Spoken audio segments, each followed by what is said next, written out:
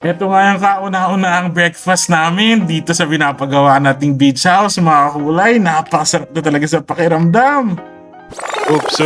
Pero bago yan, ito muna ang mga nangyari. Good morning mga kakulay! Ito ang kauna-unahang breakfast natin dito. Mapupuno na rin yung tubig natin sa swimming pool na overlooking sa napakagandang dagat ng Kamagsaan dito sa Kapalonga. Hello po mula sa aming pamilya, ang Boss PD Family. Meron nga tayo ditong biniling breakfast sa poblasyon kasi hindi pa tayo makapagluto. Meron tayong mga silog-silog at nagsikain na tayong lahat. Mga kakulay, kain po tayo.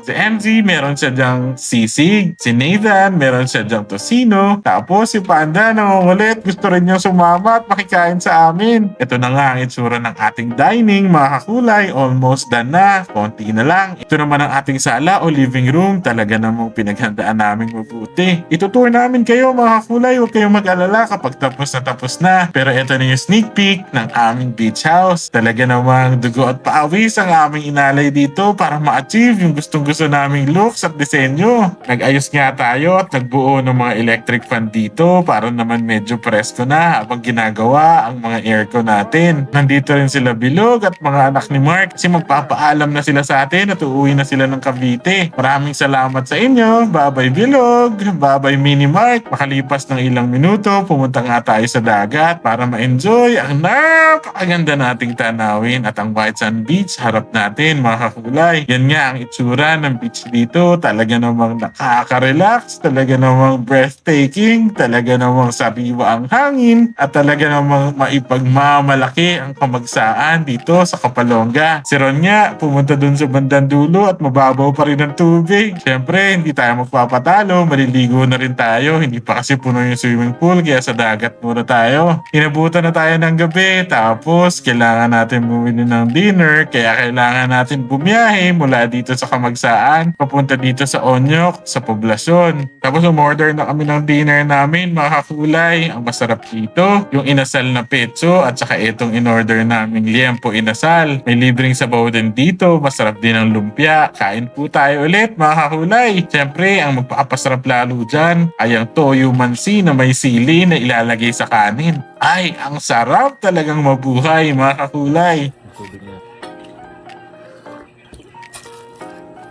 Green apple.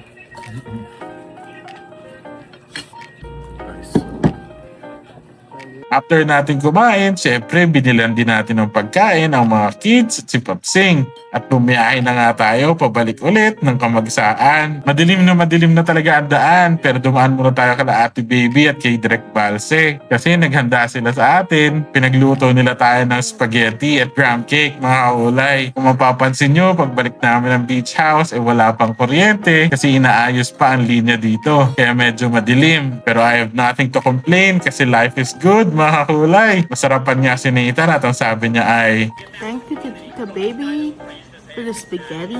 titikman din natin yung gram cake na ginawa ni Ate Baby.